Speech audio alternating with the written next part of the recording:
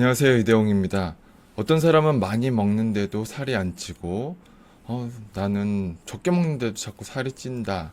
이렇게 생각하시는 분들이 계신데, 그러한 생리학적 원인이 있습니다. 이유가 다 있습니다. 먼저, 우리 지방을 흡수하고 그것이 체내에 저장이 되고 그것이 에너지로 쓰이는 과정을 이해를 하셔야 내가 왜 살이 찔 수밖에 없었는지를 알 수 있기 때문에 설명을 드리겠습니다.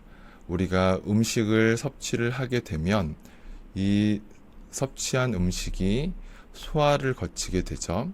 이때 소화되지 않은 것들은 배출이 되고 소화된 음식들은 이제 혈관 안으로 들어가서 혈액 안에는 우리 이렇게 뭐 산소도 있고 이산화탄소도 있고 여러 가지들이 막 있는데 이 혈관 자체는 세포 안으로 이러한 영양소들을 공급해주는 길이지 않습니까? 근데 여기에 불필요한 애들이 많이 있으면 길이 막히니까 이 길을 원활하게 만들기 위해서 필요 없는 애들은 다른 곳에 저장을 해둡니다. 뭐 예를 들어서 물티슈가 필요해서 물티슈를 인터넷에서 주문을 했는데 이제 많이 구매를 하면 내가 필요한 건 한 개인데 한 10개 정도 구매를 하면 좀 저렴하게 주니까 물티슈 10개를 구매를 했는데 지금 내가 필요한 건 한 개니까 나머지 9개는 우리가 창고에 보관을 해 놓죠. 그러다가 또 필요하게 됐을 때 창고에 들어가서 그걸 다시 꺼내서 쓰는 것처럼 우리 몸 안에서도 이 혈관 안에 필요 없는 애들을 특히 이제 글리코겐이라든지 유리지방산이라든지 아미노산, 탄수화물, 지방, 단백질 이러한 애들이 필요 없이 혈관에 많이 있을 때는 얘네들을 다 이렇게 이 노란색이 지방인데 이렇게 지방의 형태로 저장을 시켜 버립니다. 그리고 나서 얘네들이 다시 필요하면은 꺼내서 쓰는 형태로 우리 몸은 구성이 되어 있습니다. 그래서 내가 창고에서 물티슈를 꺼내오는 능력이 떨어지는 것은 피하 지방으로 저장된 지방을 유리지방산으로 꺼내오는 이 기능이 떨어지는 것이고, 또 물티슈를 갖고 와서 청소를 하려고 물티슈를 이제 갖고 왔는데 이 집안을 청소하려는 사람이 2명이서 청소하는 거랑 10명이서 청소하는 거랑 속도가 다르겠죠. 이 세포 안에 미토콘드리아가 많으면 많을수록 그 물티슈를 가지고 청소를 빠르게 할 수가 있는데 물티슈는 막 많이 갖고 왔는데 사람은 한 명밖에 없어. 발전소가 미토콘드리아가 하나밖에 없어. 그러면 많이 있어도 어차피 사용을 잘 못하게 되겠죠. 그런데 우리가 이제 너무 많이 음식을 섭취를 하고 이제 혈관에서 필요 없는 애들을 이제 지방으로 많이 축적을 시키다 보면은 체중이 증가할 수밖에 없는데, 그러면 이 저장된 지방을 잘 활용을 하면 체지방이 늘지 않고, 이 저장된 지방을 잘 사용하지 못하시는 분들은 많이 안 먹었는데도 아무래도 체지방이 잘 안 빠지겠죠. 그러면 이 노란색으로 저장된 지방은 우리 엉덩이나 허벅지 주변, 복부, 그리고 팔뚝이나 뭐 이제 턱, 얼굴 주변 이런 데 이렇게 이 지방 세포들이 분포가 되어 있어서 여기에 이제 저장이 됩니다. 이렇게 저장된 지방이 다시 사용이 돼야 할 때, 필요할 때 우리 몸에서 카테콜라민이라는 에피네프린과 노르에피네프린이 분비가 되어서 얘네들을 유리지방산으로 변화시켜서 다시 혈관으로 보내줍니다. 그러면 이 유리지방산이 이렇게 이제 필요한 세포에 들어가서 들어온 세포 안에서 미토콘드리아에서 베타 산화 과정을 통해서 얘네들이 ATP라는 에너지로 변환되어 사용이 됩니다.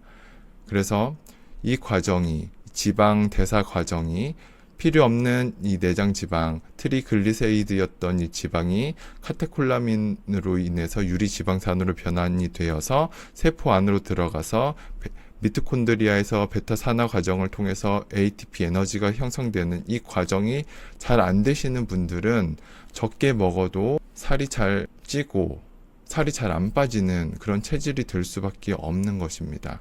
그럼 여기서 내가 다이어트를 성공하는 살이 잘 안 찌는 체질로 변할 수 있는 핵심은 이 카테콜라민이 잘 분비가 되고 이 미토콘드리아가 활성화가 되신 분들은 체중 관리하기가 편하고 체중이 잘 안 찌고 살이 잘 빠지는 체질인 거고, 이 카테콜라민의 분비가 잘 안 되고 미토콘드리아가 활성화되지 않고 수가 적고 크기가 작으신 분들은 살이 잘 찔 수밖에 없습니다. 그래서 이 카테콜라민과 미토콘드리아를 증가시키기 위해서는 운동을 할 수밖에 없습니다.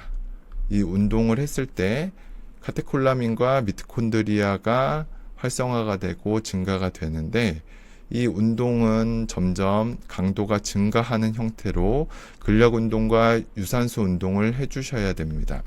그런데 사람마다 차이가 있기 때문에 보통 빈도, 강도, 형태, 시간, 이게 이제 운동 처방의 4가지 요소인데, 운동 빈도는 주 운동을 몇 회 하는지, 운동 강도는 내가 느꼈을 때 힘들게 하느냐 이런 걸로 알 수가 있고, 형태는 유산소 운동, 크게 이제 근력 운동 이렇게 볼 수가 있고, 그리고 시간은 이제 뭐 10분, 20분, 30분 이런 이제 시간 단위인데, 이 이제 운동 형태 같은 경우 놔두고 빈도와 강도와 시간, 이 3가지 요소를 점진적으로 증가를 시키면 시킬수록 카테콜라민과 미토콘드리아가 활성화되고 증가되는 것입니다. 그러니까 이 논문마다 뭐 주 2, 3회 이상 아니면 뭐 3, 5회 이상 뭐 이제 고강도 인터벌 운동을 해야 한다든지, 뭐 저강도 해도 뭐 증가한다든지, 운동 시간은 뭐 30분에서 60분 이런 식으로 뭐 이렇게 나와 있지만, 이 사람마다 점차적으로 내가 어떤 사람은 그냥 한 5분만 걸어도 그게 운동이 되는 분들이 있을 것이고, 어떤 사람은 1시간 정도 운동을 해야 운동이 되시는 분들이 있지만, 결과적으로 이제 내가 운동을 안 하면 노화 현상에 의해서 계속 미토콘드리아 수도 감소하고 크기도 줄어들고 얘네들이 또 고장이 납니다. 그리고 카테콜라민도 잘 분비가 안 되고 지방이 대사되는 과정들이 잘 이루어지지 않는 것들은 우리 노화에 따른 운동 부족으로 인해서 근육이 우리 몸의 지방을 대사하는 능력이 떨어지기 때문입니다. 그래서 주기적으로 내가 그것을 올릴 수 있는 방법은 이렇게 운동을 하는 것입니다. 오늘 이 내용을 잘 듣고 내가 왜 살을 찔 수밖에 없었는지, 내가 운동은 어느 정도 하고 있는지, 지금 내 운동 강도가 좀 너무 약하진 않는지, 이러한 것들을 한번 고려해 보시는 시간이 되셨길 바랍니다. 감사합니다.